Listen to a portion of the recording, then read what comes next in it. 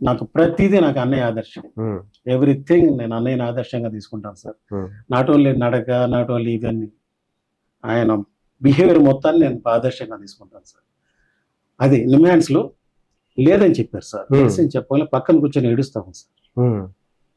ఎవరైనా అంతే, భార్య మెడిసిన్ లేదంటే ఏంటో నా పరిస్థితిని ఏడుస్తూ ఉంటే నేను పోయి అడిగితే ఆ అమ్మాయి ఒకే మాట చెప్పేది సార్, నాకు మెడిసిన్ లేనని కాదు, ఏమనుకో సార్, ఇది నువ్వు ఎక్కడ నన్ను వదిలేస్తావు అని చెప్పింది సార్.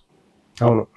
అప్పుడు ఇలా చెయ్యి తీసుకొని నువ్వు చచ్చిపోతే నా దగ్గర చచ్చిపోతావు, నువ్వు బ్రతికితే నా దగ్గరే బతుకుతావు అని 20 years క్రితం మాట చెప్పాను సార్. ఇప్పటికీ నేను అమ్మాయితో అలాగే ఉన్నాను సార్. చాలా చాలా గ్రేట్ మీరు. ఎందుకంటే మీరు ఆదర్శంగా ఉండాలి. ఈ కాలం యువతకి కానీ ఈ కాలంలో పెళ్లి చేసుకొని చిన్న చిన్న విషయాలకు విడిపోతున్నారు.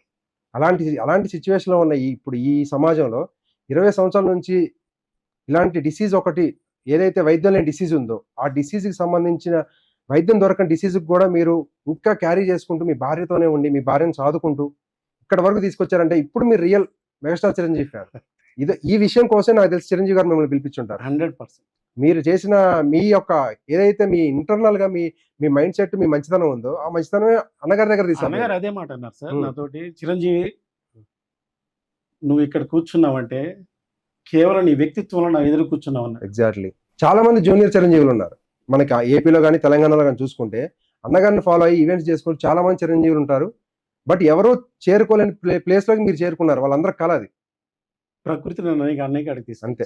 నా 40 ఏళ్ళ నా మనసులో ఉన్న తపనని అన్నయ్యకి అడిగి తీసుకెళ్ళింది సార్. నేను అన్నయ్య పిలవాలని భీష్మించుకొని కూర్చొని ఉన్నా. అన్నయ్య పిలవాలి కూర్చున్నాను. ఆ ప్రకృతి నన్ను అన్నయ్యకి అంతే. నేచర్ అన్ని సహకరిస్తుందండి. దానికి యువత కూడా నేను ఇచ్చే సందేశం, once you have to fix anything, do it. అంతే.